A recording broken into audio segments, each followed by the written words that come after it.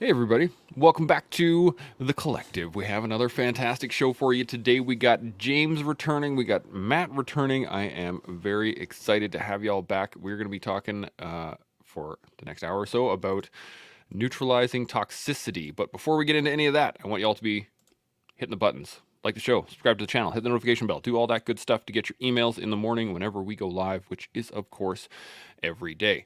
If you all have any thoughts, questions, comments, anything at all, by all means, put them up in the comment section. We will engage those throughout the show. And as I said, we're going to be hitting neutralizing toxicity. But before we get into anything, let's get some intros. So, James, it's been a little while. I want you to hit us up with 10, 15 seconds. Who are you? Where do you come from? All those good things. Originally from England, firefighter in America as a paramedic as well. 14 years, transitioned out to start a podcast called Behind the Shield, wrote a book called One More Light, and love coming on the show. Thank you. Outstanding. Nice, quick brevity. I like it. Matt, do you want to give a rundown? It's been a week.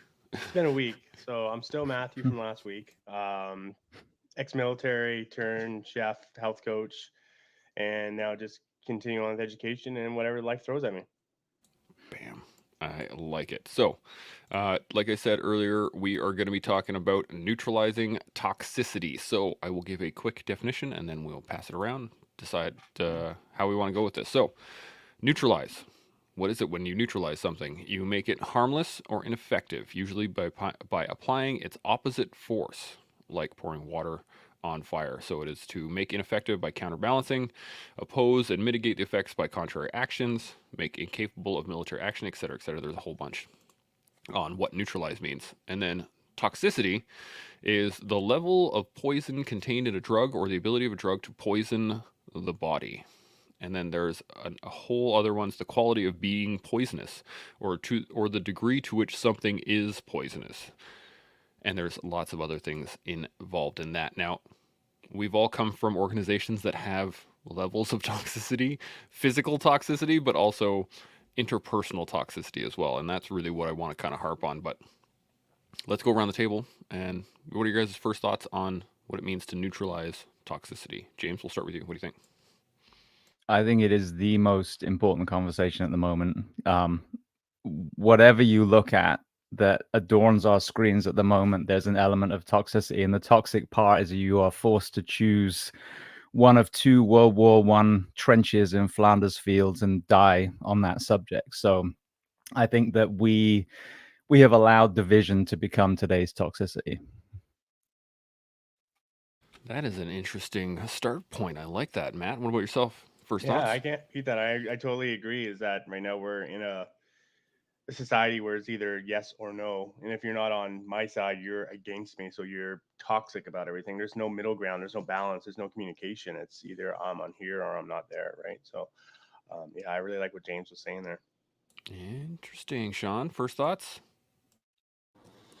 As always, I try to listen to the guests and then come up with my thoughts based on their thoughts. So, James, I believe started us off correctly, but now I'm going to play the middle ground on this particular topic and say that it's not a binary situation where we're either neutralizing it or we're not. And by neutralizing, I mean like we solve it like that. I mean, there's a way to ease into making the world a little bit of a better place. And I think that's how division is broken down in the sense of, I'm not going to sit in my trench and fire at that trench of toxicity with all of my positivity. I mean, there's got to be a bit of an ebb and flow so that you can connect with that other human being. I don't mean that you've got to be a jerk to connect with a jerk and then like go all of a sudden super positive. I just mean, I think that to break down some of the division that is going on out there, we have to kind of learn to play with each other in the middle ground for now. Ooh, I like that. That's going back to the World War One analogy. You got to be able to step up into no man's land together, right? You got to be able to come together somewhere in the middle and actually discuss it.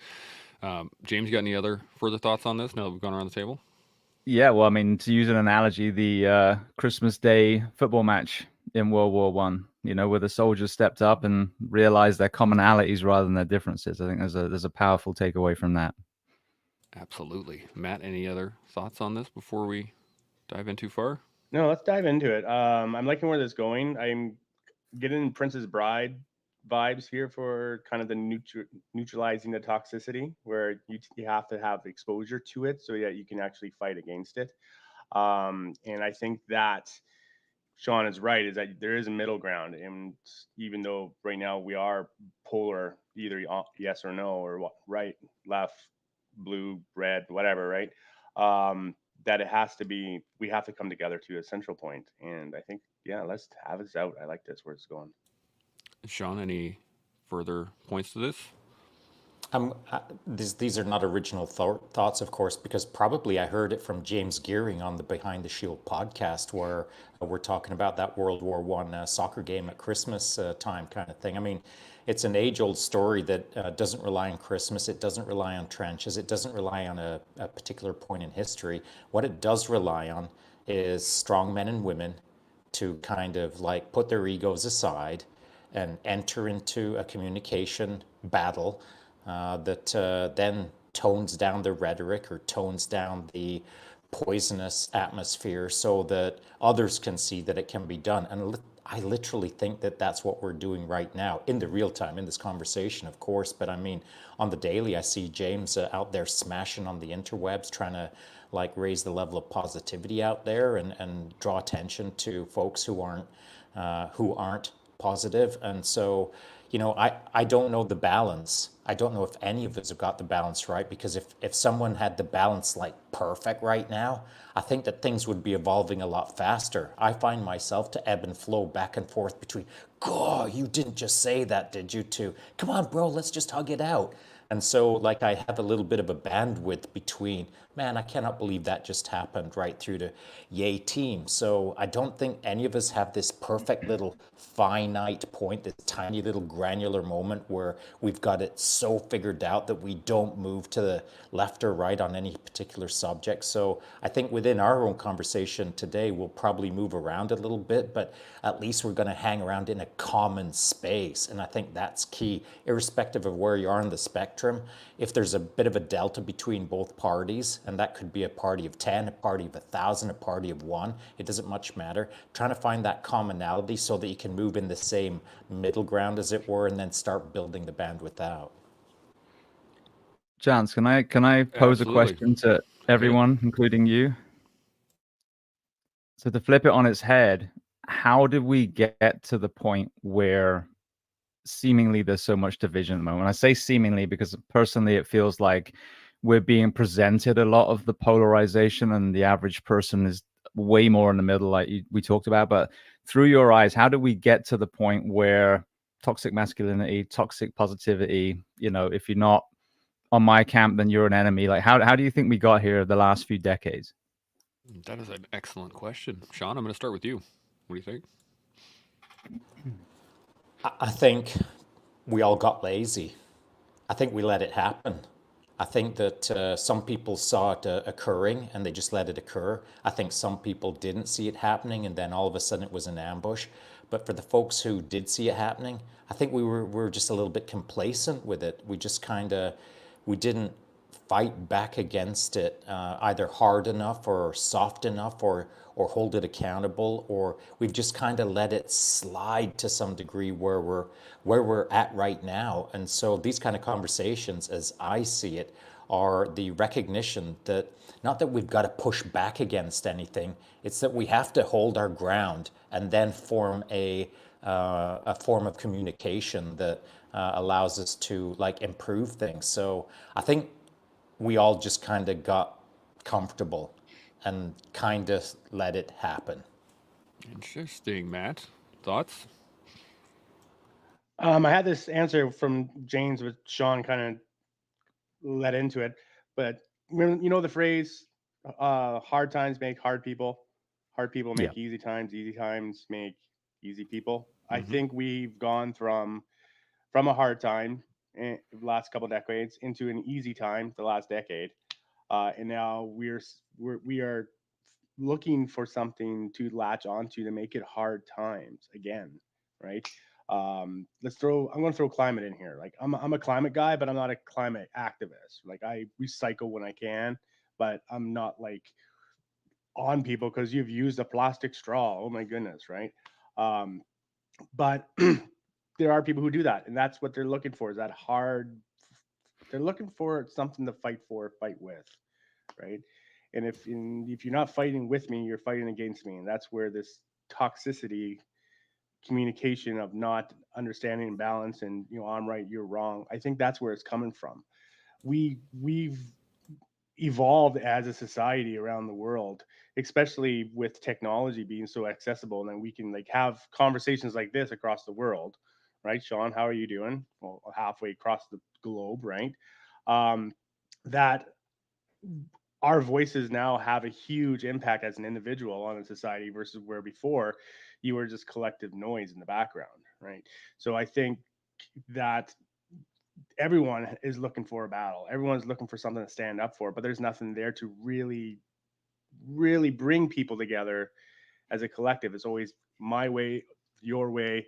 We're not together in the same way, right? And you can see that with all the stuff that's going on around the world, how it's, oh, if you're not this, you're anti this, or you're phobe this, right? Insert whatever descriptive you want. And people are looking for a fight. They just need to fight together for a common goal versus against each other. Having a common goal is definitely one of the issues. I think a lot of it has to do with social media, actually, more than anything, and not in the way that most people think. In that, it's not that social media has spurred division. I think what it has done, it has given people a bigger soapbox to yell from, and that's one of the big ones that I've noticed, was that the fringes of any particular topic used to be localized before the advent of the internet or anything like that. If I was in town and I didn't like something that was going on, I could organize a protest, or I could organize some people to come and talk, or I could go stand on a corner and put a sandwich board on me and start yelling the world is ending, right? But it would be localized. Whereas that fringe thought pattern, or that maybe that extreme of any one particular topic, now I can find pockets of people that are thinking just like me all over the world, rather than just dealing with 10 or 15 people in my own neighborhood. So that bell curve of on any particular issue, there's a bell curve across the planet, but when you have the small minority on any one extreme side of that bell curve, it's now elevated to a much higher level. At least that's my thoughts on it. James, what do you think? One thing that really stands out to me, I sat down with Larry Doyle, actually, ironically, right before Hurricane Ian destroyed the island that he lived on and his house and everything, hours before. So it was quite a poignant moment. And it was during that interview that my beloved German Shepherd died last year. So very, very powerful conversation in my mind. But Larry was one of the last journalists of that era where they were truly revered, and he was the first man to interview Nelson Mandela when he was released from Robben Island. So that level of trust, I mean, it speaks for itself. And I asked him, how do we get here now with this division? And I'm talking left and right. It's the same exact blueprint. One wears a blue tie, one wears a red tie.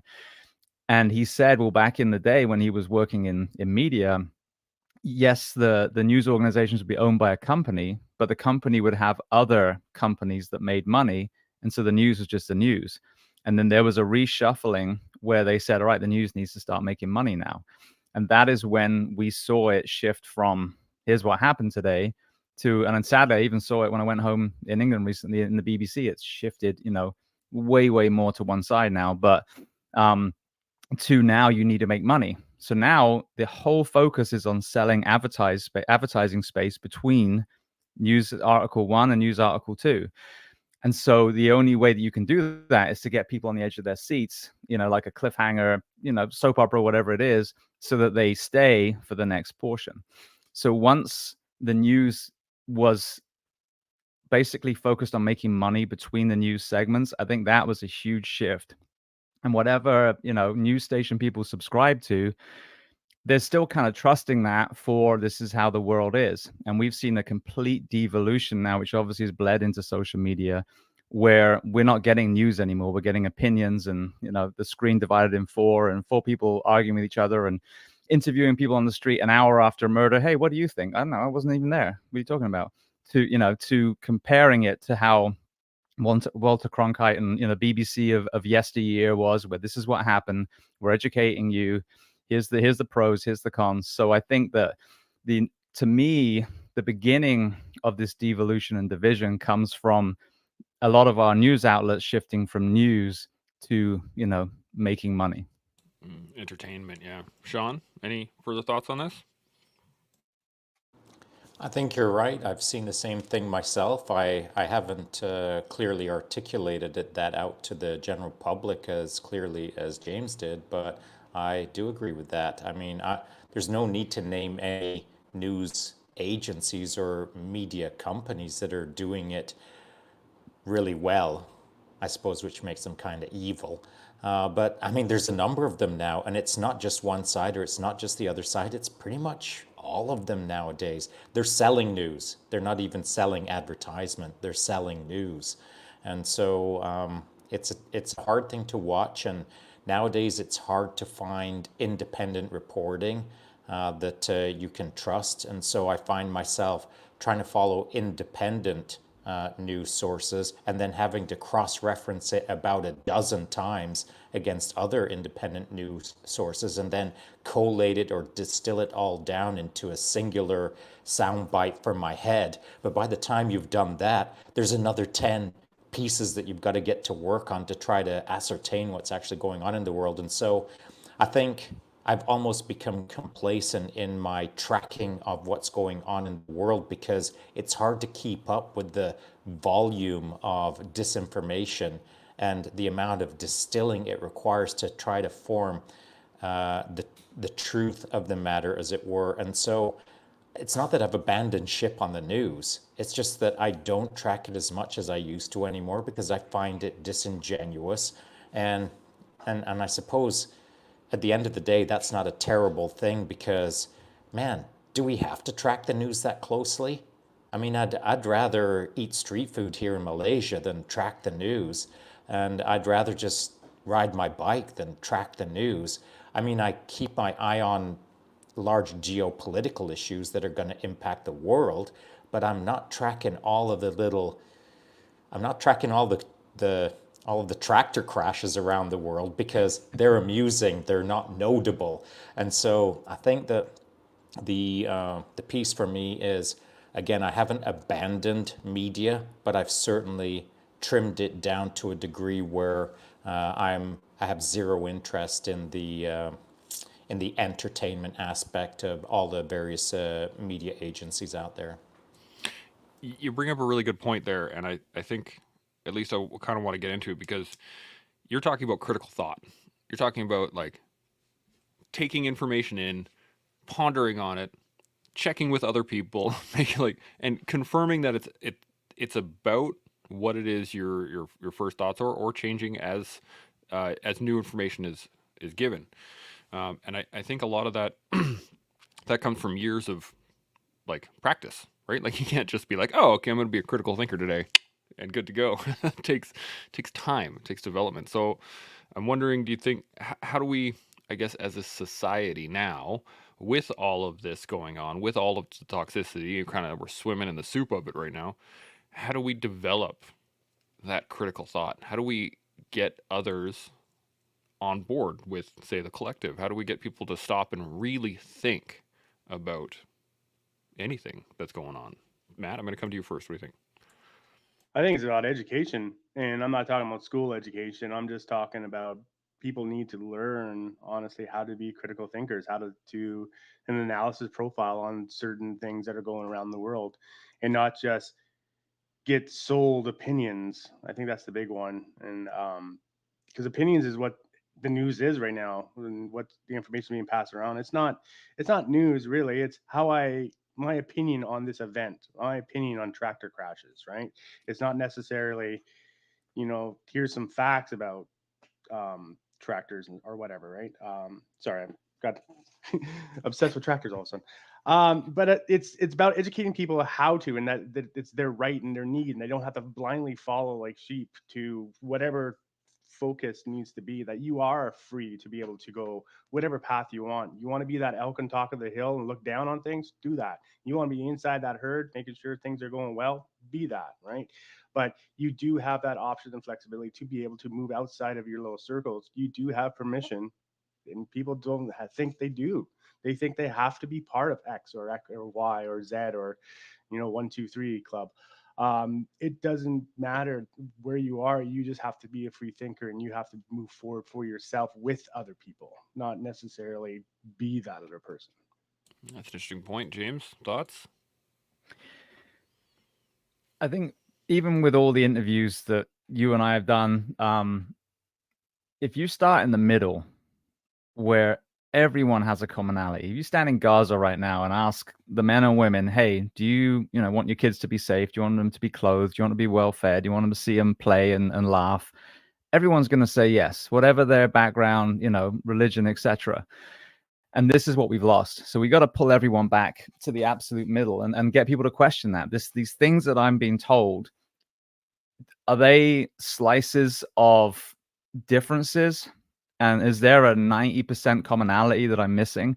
And I think if you come back down to commonalities, for example, the only real truth in Gaza is that there's absolute tragedy going on and humans are suffering. That's it. That's the truth. Same in Ukraine. I wouldn't think that many people in the country of Russia woke up going, man, I just want to invade a country today.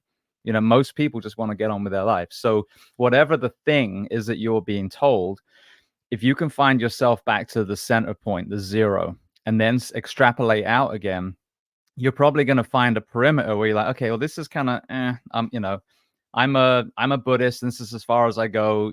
I'm not going to go all the way into Christianity, whatever, but I see that we, believe in a higher power and prophets and, whatever it is. I think that's how you get back to critically thinking. But if you are, pro-vax and that is it, arms folded, and no one's going to change your mind, you're going to miss the fact that it's about human lives. That's what we're all sharing is. And some people believe that a vaccination, some people believe it's more on the health of the individual, environment, mental health, and all these other elements. But at the beginning is we do not want humans to suffer. Would I want this to occur in the four walls of my home? No.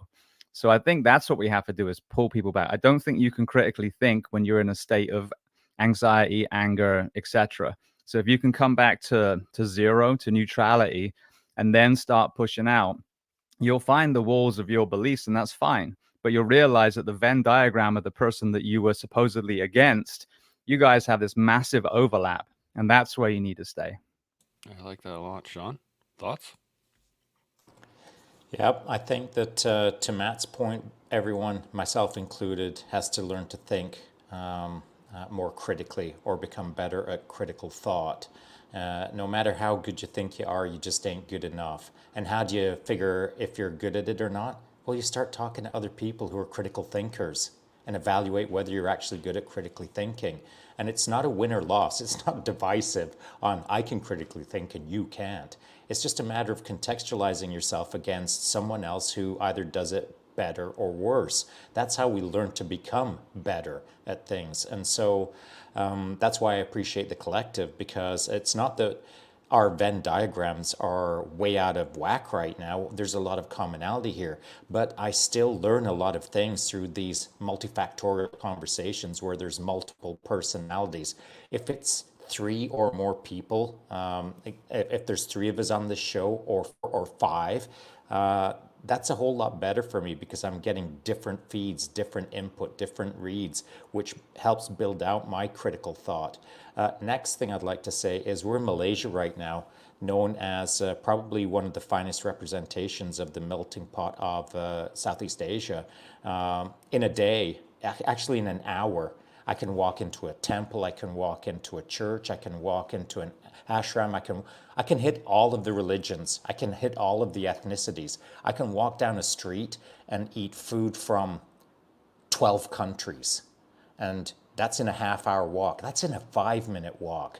Across the street, there's a guy who looks completely different than the guy across the street, but they're still nodding and getting along. As I walk down the street, everyone's warm and inviting and kind and honest and super legit.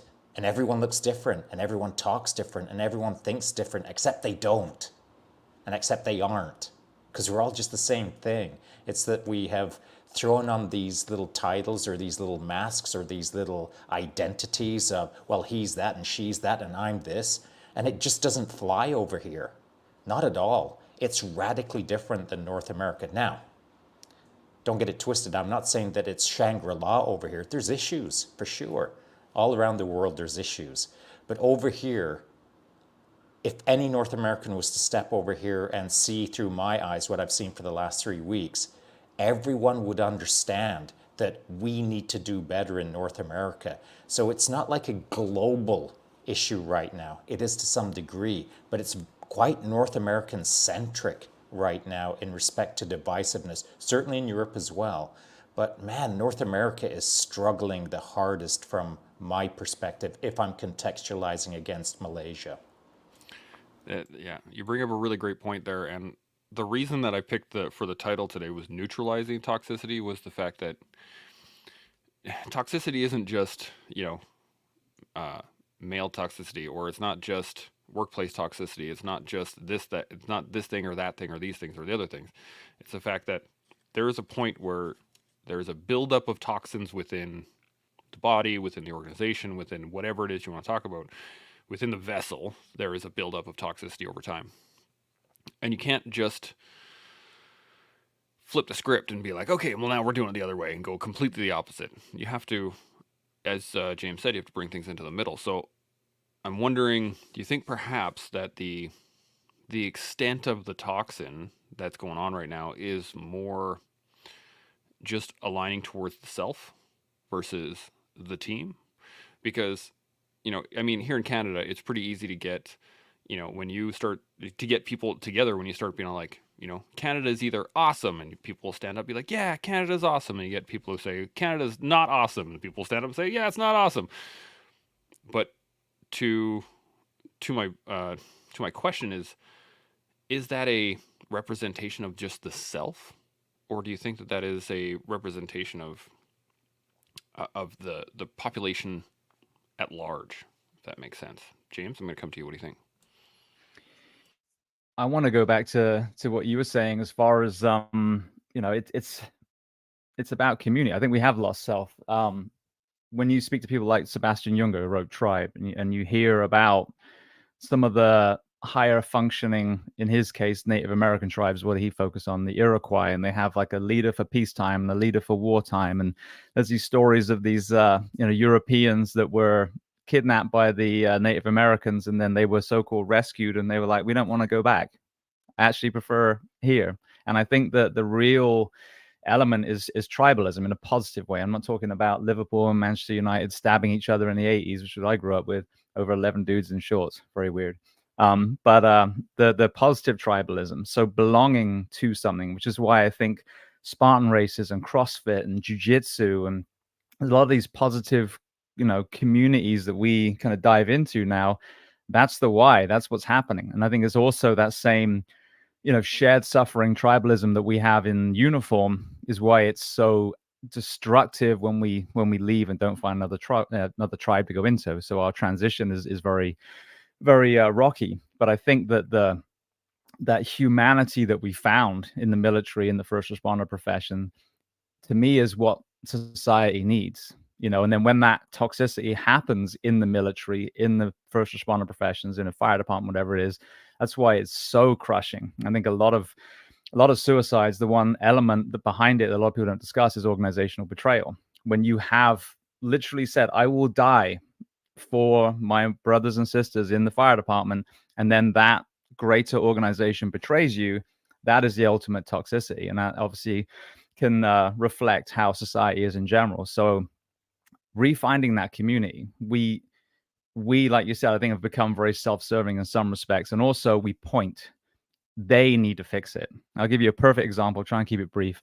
We had a kid that was terrorizing this neighborhood where I live, and it's a 30-mile-an-hour limit around this beautiful, like, communal sports area with a football pitch and basketball. So it's loads of kids riding bikes and walking and playing at 30 mile an hour around the ring road and then 25 mile an hour in the streets where we live.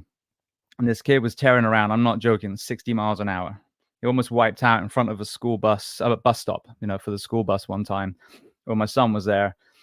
And so I kind of reached out to the community And it was a lot of, they need to put speed bumps in, they need to do this. I reached out to law enforcement. One of my friends is different zones. He reached out to the zone here, nothing. He said he didn't even get a response. So I was like, all right, well, I guess I need to fix it then. And so very long story, very short, did a load of research with the help of some people in the neighborhood, found this kid, tracked down his dad. He worked in a local dealership, visited him, sat down, said, hey, is this what your son drives? I'm here because I care. Your son is going to kill someone and or he's going to wrap himself around a tree. And we have a cross by a burned out tree down the road here from another kid that did that. And he immediately made a phone call, took his kid's keys away. I think it was for multiple months. And now that kid drives around super respectfully. So rather than expecting them to fix it, you fix within your own four walls of your home, and then you step outside your front door in your community and you start trying to be a mentor, trying to make a difference there. If we all did that, not only would we create these tribes again, but all these little tiny pockets of this, these little tiles of the mosaic as a whole, Canada, the UK, America, Australia, we would start to elevate our own countries too. Absolutely. Matt, you got any thoughts on this? No, I like what he was saying. James was saying about how taking responsibility and just taking that slight step outside of your own comfort zone to improve something that's going on around you instead of just barking about it and actually not doing anything. Right. It's something that we do have to do is actually make those tribes. And I love how we're doing. We made a tribe here with the collective, and we're slowly growing as well. And it's a mixture of different tribes too, right? Because we got police force, we got firefighters, military, different countries all over the world, right? But we all kind of have that same tribal group effort mentality. And moving forward with that, I think this should be something that everyone actually is exposed to.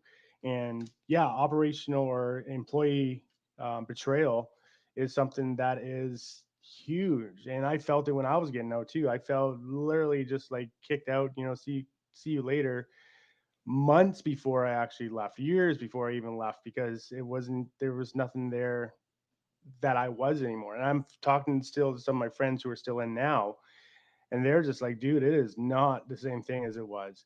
And I think what it was, a good part of it is that we started to create divisions. We started to be able to use labels. We started to be thems and theirs, and that side and this side, and you can do this, but you can't do that. And that started to create the animosity within that institution. And it is also what's going on within society. We need to actually take a step back and do more positive tribalism versus, I'm going to say, a war council, but more positive tribalism as a group, and share our experiences as our tribe. Share is the key word there, not just impose or demand people listen to us, but share our perspectives of our tribes with other tribes, both back and forth, to learn and grow and develop as a bigger tribe, and then a bigger tribe, and then a global tribe, and then, I don't know, galactic networking with aliens. We can do that too, I'm pretty sure, at some point. Absolutely. Shaun, thoughts on this? Well, using James' example, what he did was he was responsible. He was showing responsibility for the moment. And by being responsible, trying to track down a way to find someone to be accountable for a better outcome. That's kind of the trick. I mean, James could have picked up a phone and said, hey, anyone in the neighborhood know this kid? And everyone shrugs their shoulders. And then James says, well, I gave it a shot. I was responsible in the moment, but that ain't finding the accountability in the moment. So he kept pursuing for some level of accountability that would create a step change in the problem. And so I think that where things kind of start to slip a little bit is people will perhaps be responsible or try to be responsible to fix things for a while, but they're not holding the other party accountable enough to create change. And here's why. Because accountability is freaking uncomfortable, man. Like when you look someone square in the eye and say, hey, bro, you can stop that right now. Like, unless you've done that a lot, it's uncomfortable to do it to someone, and it's also uncomfortable for the other person. And so finding the right balance, depending on the timeline, depending on what the mission profile is, depending on the circumstances, depending on the relevance of the how it's going to affect one person or a million people. You know, there's a time and place where you've got to give it with velocity, and there's a time and place when you kind of creep into it. But being responsible to try to create change isn't the same as creating accountability at the other end of that. And so I think the accountability piece is where people struggle, because it is uncomfortable to create accountability. Yeah, I agree with that 100%. And I think there's a additional piece to this as well, is that James, you said that you went in there and you talked to that kid's dad and you said, "Hey, I'm here because I care. I don't want this bad things to happen. Let's work together." That dude could have easily just said, "Move on," right? And it would have been off his list, and he wouldn't even thought about it. And then you could have moved on to somewhere else, could have figured out another pathway, anything like that. But a lot of the times when we think about tribalism, we think tribes against tribes versus how do we make how do we get tribes to work together? And I was thinking about this as you guys were talking, was I am an amalgamation of many tribes, right? As are you, as are everybody watching. We all have our own little tribes that we're part of. You know, I'm a jiu-jitsu guy, I'm a veteran, I'm a family man, I'm blah, blah, blah, blah, blah, blah, blah, blah, blah, all these things. All of them come together to make me who I am. Rarely do they actually fight one another. They usually complement one another. Like the ability for me to ride horses and the skill set that takes complements my jiu-jitsu and vice versa. And I'm wondering, do you think that perhaps that we're, because a lot of the world doesn't realize how multifaceted they are, that we're seeing these tribes against tribes versus being able to amalgamate within each other? Matt, I'm going to come to you first. What do you think? Yeah, with James' story, basically it goes back to what he said before. He went back to the zero. He went back to the neutral. He went to the dude's dad. Instead of raising up a stink, it was zero. We care about life. Next step, this is your son. I have a son. Next step. And then it kind of elevated from that. I think more people should do that. Yeah. Get back to zero and stuff.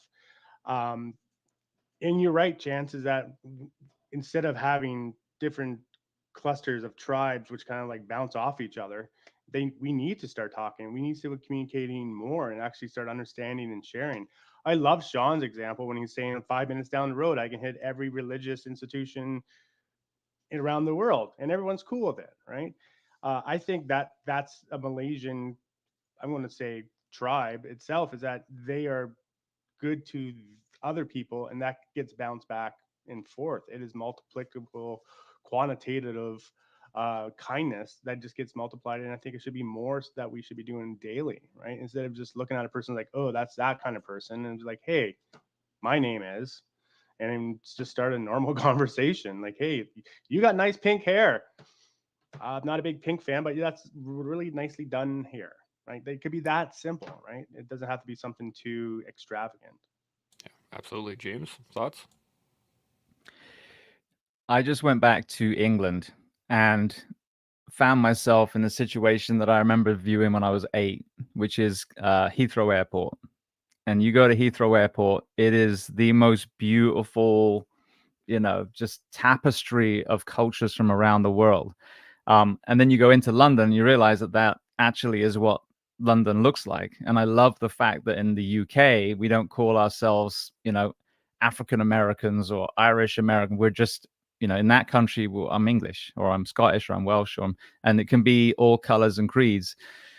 But I was getting ready to, check in, drop off my bags, and I was just in the line watching, and all these cultures, either side of the desk, some were working that day, some were passengers that day, just interacting and smiling. And of course, not every passenger is in a good mood, in an airport, but overall, they were just talking.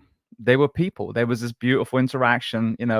I need to give you my bag because I'm going to get on your plane, and I'm here to serve you. This is my job, and this is what I do for a profession. And that was the commonality. Who they worship, who they sleep with, the pigmentation of their skin, was completely irrelevant. And I always love that. And if you watch the film Love Actually, there's a scene at the very beginning, a scene at the end. It's just that, you know, when I came to the UK, there was a Muslim mother. I don't know which country she was from, but she had, I think, like 1 or 2 kids and trying to push one of those airport carts that you have to hold the lever to move it forward through the customs area where they narrow you down to this little tiny door. And so, you know, just grabbed it, you know, helped her through. And then there was her husband or boyfriend beaming, waiting for him. I gave him the cart and then I went off. But that moment was just like, we're just people. Like, she's a mother, you know, and her children and whoever's on the other side has probably not seen her for a day, a week, a month, a year. And they're just excited to see their loved one. And that is the beautiful, like I said, tapestry that is humanity. And these nuances, these differences are what make life beautiful. But the moment you go, oh, you're wearing a hijab, I don't like you because of X, Y, and Z, or, you know, you're a scout leader and I know what scouts did, you know, whatever it is, you grab onto that thing, of which there's always an element of truth, but you can't tar an entire group of people because of this one thing that happened. You know, so this is what I see. And coming from the UK, where I grew up in a farm in Bath, was not very diverse. But then when you go into the cities in the UK, it becomes far more diverse. And just like Shaun was saying, in Malaysia, England, you know, I had this most beautiful interaction getting some drugs from my dad from the local chemist, and these 2 women from, I think, was it Guyana, I think, but they were of Indian descent, and they were hilarious. I mean, just this is the world we actually live in. You know, we are diverse. And if you go back to my history, like, my country was raped and pillaged by Vikings and Danes and Romans and you name it, you know, so we've all got triumph and tragedy in our lineage, but all we have is today. And today we are surrounded by incredible humans. I get off my soapbox now, but again, if we can get back to zero, we can see that shared humanity and then celebrate the differences, as long, of course, as they're not hurting other people. That is the trick, right? Shaun, thoughts on this? Well, that is the trick. And fortunately for James, he has a few tricks up his sleeve. He knows how to communicate. He knows how to interact with people that he doesn't know. And he's learned how to do it quickly. He's learned how to do it the right way. But not everyone has that skill. In fact, I will push back against you, Chance, and say not everyone, in fact, probably far less than you think, have all of these little tribes that they're in. During COVID, there was only one tribe because no one was doing anything else except whining. You're either this side or that side. No one else was doing anything else. You weren't doing all the jujitsu. You weren't a cowboy. You weren't this. You weren't that. You weren't anything except your side, period. And I'm generalizing now, but that's the case, generally speaking. And so from that point to now, it hasn't like, it's not like Harry Potter. Everything just went magically back to normal and all of a sudden you're in 47 tribes again. You're not. If you were to try to list out 10 right now, I bet you couldn't, because you've probably got 3 or 4 main ones, and then you might have, maybe you do a pottery class twice a year. I don't know. But that doesn't mean that you're now a potter. I've referenced Harry Potter, but that doesn't mean that you're a potter. And so I think you would be probably shocked about how one-dimensional the world has become since post-COVID. And it's only starting to build itself back again. The guy who used to play a lot of badminton, well, maybe he's just edging his way back into badminton again, and so on and so forth. So it isn't as three-dimensional as I think you think it is. And certainly in North America, I don't see a ton of three-dimensionality. Sure, there's people who have many things on the go, many tribes on the go. They've got all the things on the go. But that is not the norm. And why do I think that? Because I see it on the daily with people who don't know how to communicate with each other. They don't have enough tribes within themselves to be able to rapidly say, hey, bro, I dig that. Or, hey, man, it happened. Chance, you saw it in a live chat. I was in a coffee shop just up in Kuala Lumpur. Guy walks in, and I'm referencing this because James said Liverpool. Guy walks in, sits down next to me. I look at him and said, hey, buddy, where are you from? And he said, Liverpool. I said, Liverpool, I'm from Barnsley. And he said, Barnsley, now we're talking soccer, now we're talking this, now we're having a few laughs. He's a golf caddy, he's going over to do this, that in Vietnam. And I was like, oh yeah, I was in Vietnam. our family and blah, blah, blah. You got to go here. You got to try that. Make sure you eat this. And he's like, oh, yeah, well, when you go there. So in 10 minutes, we weren't quite the best of friends, but we had found commonality to be able to talk rapidly back and forth based on our very broad life experiences across a multifaceted tribal situation. And so that does not happen in North America as much as I think a lot of people think. You walk into a coffee shop, very few people look each other in the eye. Very few people walk over and say, do you mind if I sit here? How you doing? What's that? And break into a natural conversation. It is not common. It's either because North America is too busy or North America is whatever, but I am not seeing what you're suggesting, Chances. Everyone's so multi-dimensional that it's bing, bang, boom, and all of a sudden you're holding hands and singing Kumbaya like your best friends. That is not the case. Please tell me I'm wrong, and I'd love to believe it, but that is not what I'm seeing. No, I think you're right, and I was using a generality for sure, and I think that the as you guys were talking, it reminded me of the fact that where my family comes from down in rural southern Alberta, it is not diverse, right? It is full of farmers and ranchers that have been there for 3, 4, 5 generations that they've never left, right? They grew up surrounded by the same people. They did the same things every day. So there's no real diversity of not only thought or action, but rarely is there an actual diverse population, put it that way. And to your point, Shaun, they don't have a lot of external thought other than what works on the ranch, what works on the farm. This is what I need to do. This is how it works. And it's a day-to-day grind of the same thing every day, over and over and over again every year. And so the question I'm wondering is, how do we reach those people? Because for the collective, like this, being able to bring in people with lots of diverse backgrounds and lots of thoughts, patterns, and different experiences throughout their lives, it's not the easiest task, but I can find people on the internet to bring onto the show, like Matt and like James and like us, all these things. But how do we reach the people in really hardened environments? As a I guess an example is like if you have a rancher that's been on the ranch for 4 generations and he's never left, how do we reach that person and say, hey man, we're all just common people?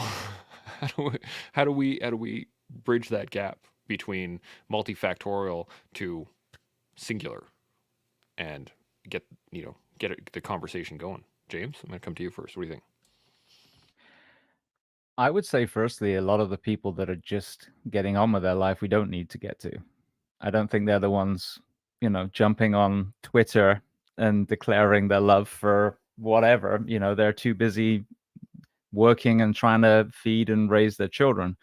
So, and I think that, that in itself is a tribe. I mean, farming, for example, the monocrop, destruction of our arable land versus the more holistic way we've done it forever. I mean, there's so much knowledge. So bringing those people as experts in their field into the fray as, this is how we move forward environmentally and health-wise. So, but as far as bringing everyone together, I think it's the ones that are already on the phones, the ones that are already glued to Fox or CNN or, whoever, are the ones that are the biggest problem. And therefore, you can use those same screens and devices to change it. So I think that for me, part of it, and I'm actually writing the second book that I want to make into a TV show for that one reason. Like, this is where we're all glued to, all of us, myself included, televisions, phones, for it might be, 30 minutes a day, it might be 30 hours a week, whatever it is, but that's how we access. Not many of us are picking up books these days. I struggle to read, I do read, but it's not like as easy as just, let me hit start on Netflix.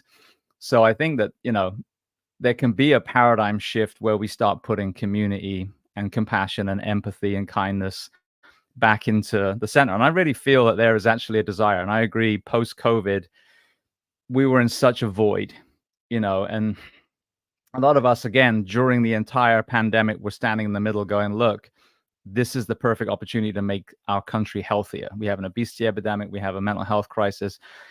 And it was so maddening because nothing got done, so we missed that captive audience moment, and shame on everyone that was, at the helm at the time. But I think people are tired of cheesy, television filled with commercials that their kids, 20 minutes of commercials every hour of children's TV, for example.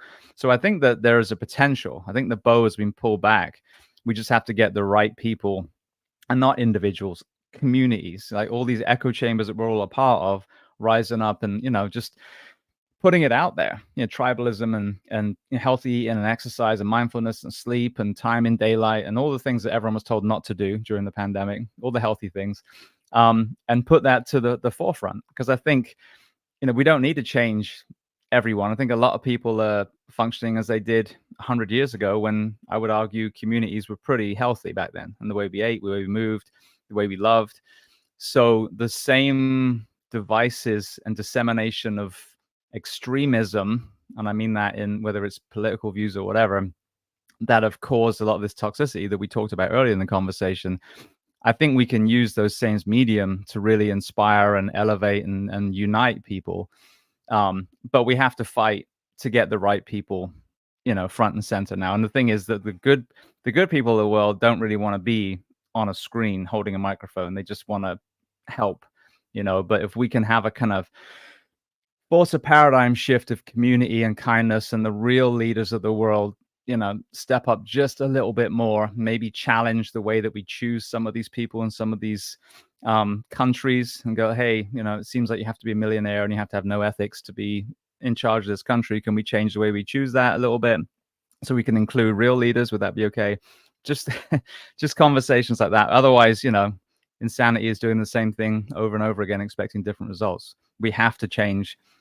We missed that amazing opportunity. But I think the pandemic also showed us that so many people who have been paid to be leaders can't. Full stop. Failed miserably. So now I think it's a time for the real people to step up and go, look, we tried that. Didn't work, did it? We're worse now. We're fatter. We're sicker. We're more depressed than we were 3 years ago. Can we try something different? Yeah, that is a bit of a struggle when you have leadership positions without leaders in them. That's a tough one. Matt, you got any thoughts on this? Oh, I'm 100% down with what James just said.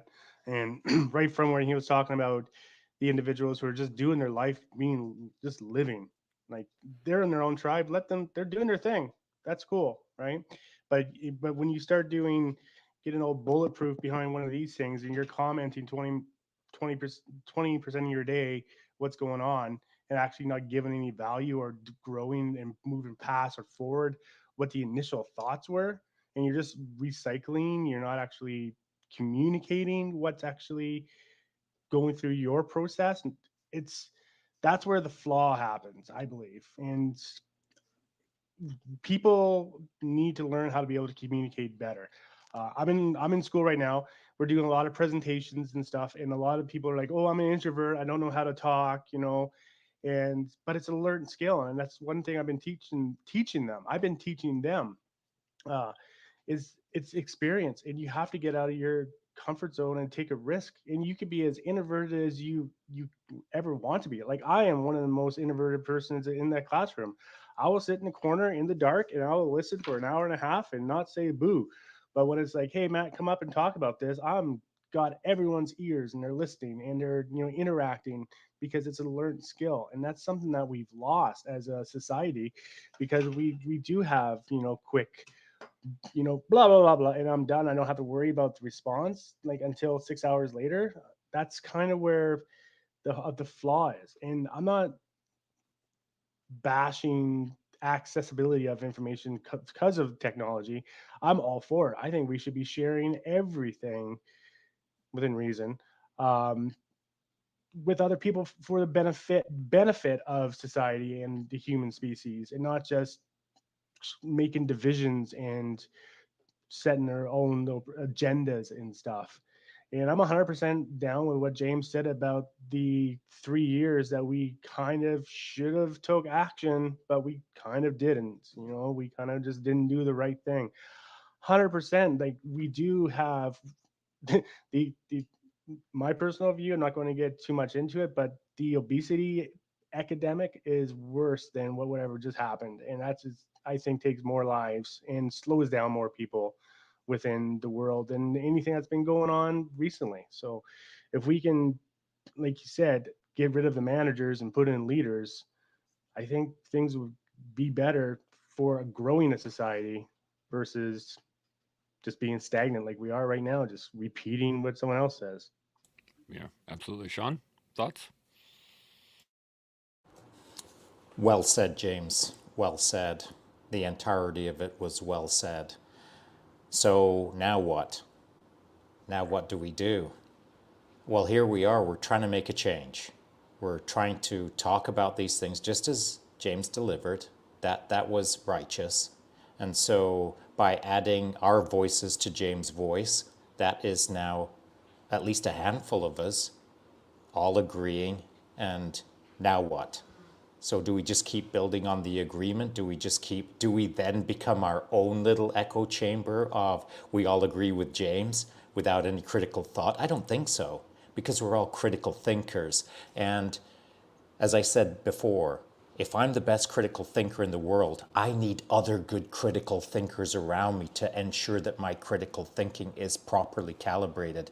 I am tired of saying it countless times to the internet. I don't have much figured out, and that's why I rely on my friends to keep me calibrated.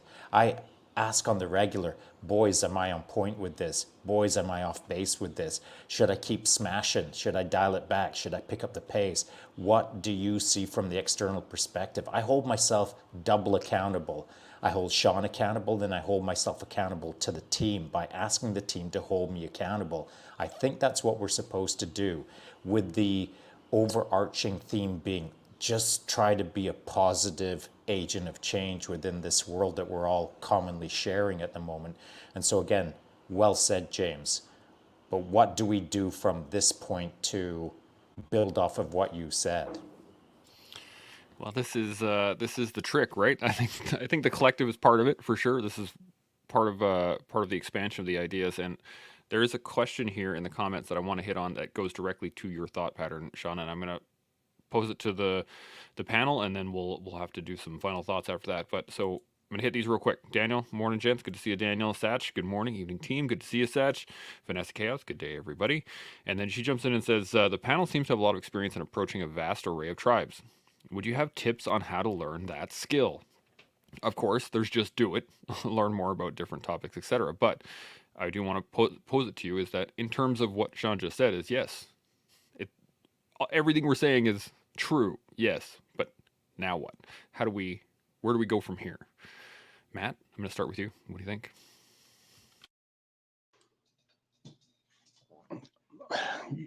Just do it. No, it's communication. It's expressing what your interest and why you're interested in a certain tribe, right?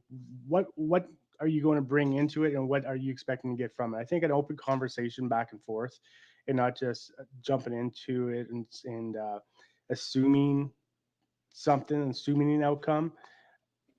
I think communicating and what's going to happen is a perfect first step, and then you can assess back to critical thinking, assess if that's a tribe that you want to be part of, or if it's the values of it is something that reflects and relates to you, and if you can give stuff to that tribe as well. I think it's that communication.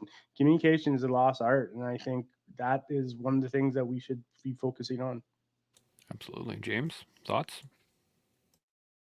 When I look at that question, it's a good question, by the way. Thank you. I think of when people haven't done the work. So, for example, people in the fitness world, some other so-called experts come into the fire service, and they get out the Swiss ball and their stretchy bands, and they're in the lycra, and they're like, "This is what you guys need to do." And then you take a step back and go, "Right, these are people that go from a dead sleep to putting on sometimes 100 pounds worth of gear, climbing 20 stories in a high rise, and then then going to work." So there's a disconnect, and there's a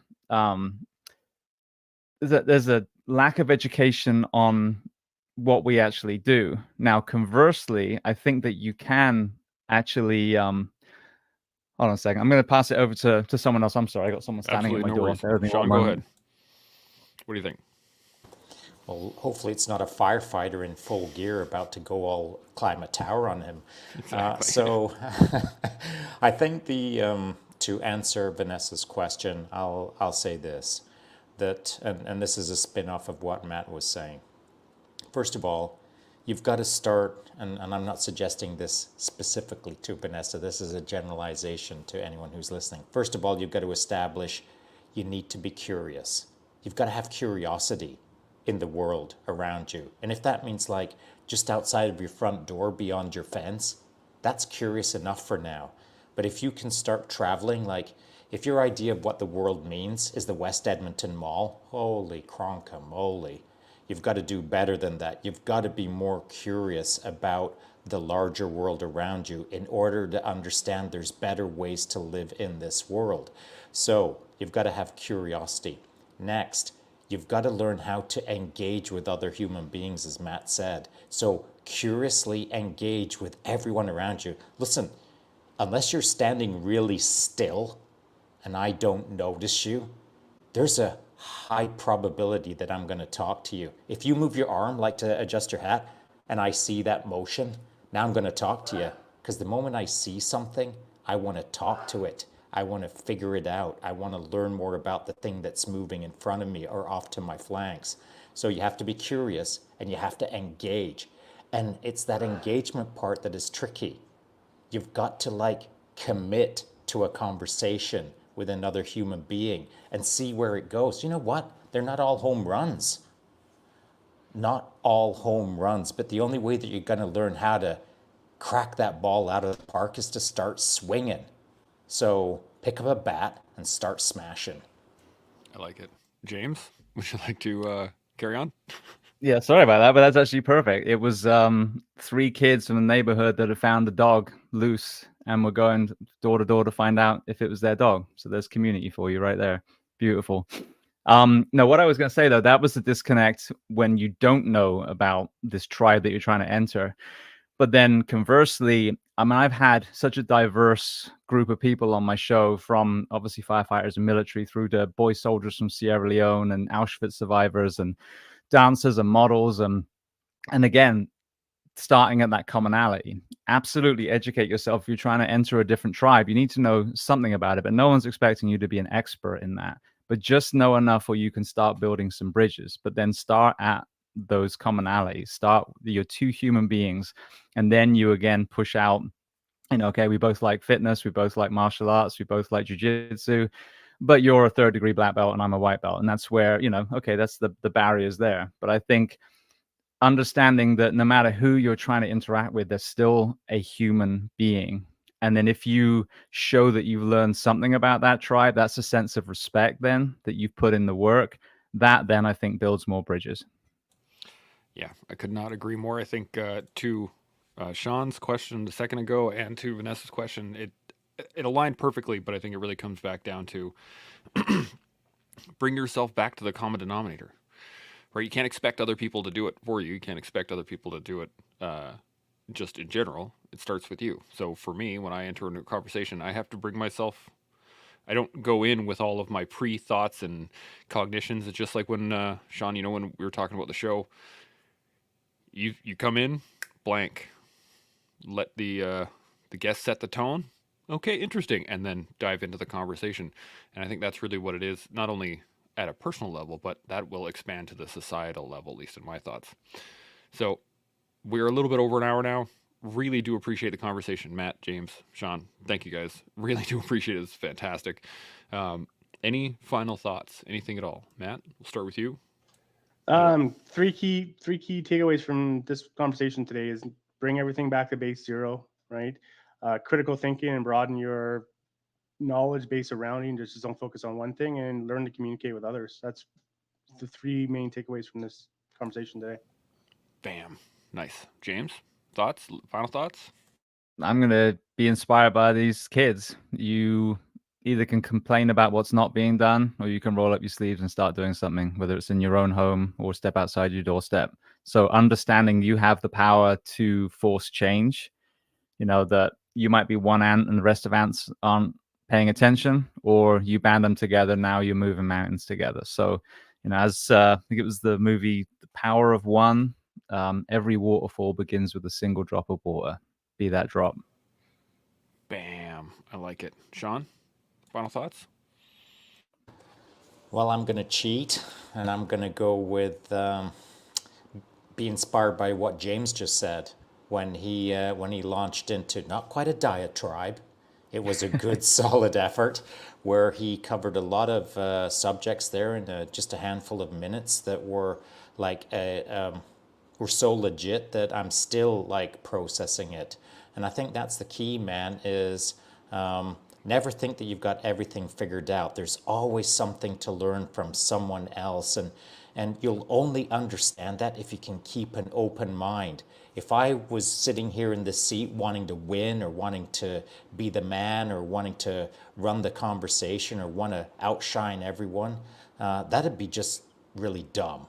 And that would be not only insulting to the person who's communicating with me, who's offering up their wisdom, it'd be really dumb because I'm fighting myself by not listening and not keeping an open mind. So I'll be chewing on what James said for a couple of days, and I think everyone should as well. So my takeaway or my final point is never think that you've got it all figured out. Always keep an open mind. That is a great final thought. The the thing that keeps rattling around inside my head is that it takes two to tango.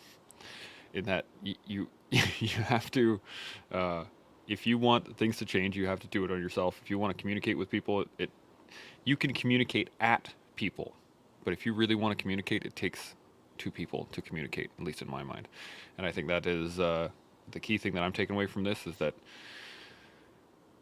I can do the work. I can engage people. And in order to better my tribe, in order to better the people around me, I have to figure out a way to get them to engage with me as well in that back and forth. Otherwise, it's just me talking at people. And I don't want to talk at people. I want to communicate with people all around the place. And I'm going to start by learning, and then I'm going to build on that, and then I'm going to grow every day with us here on the collective. We'll see you all tomorrow. Chimo. Chimo.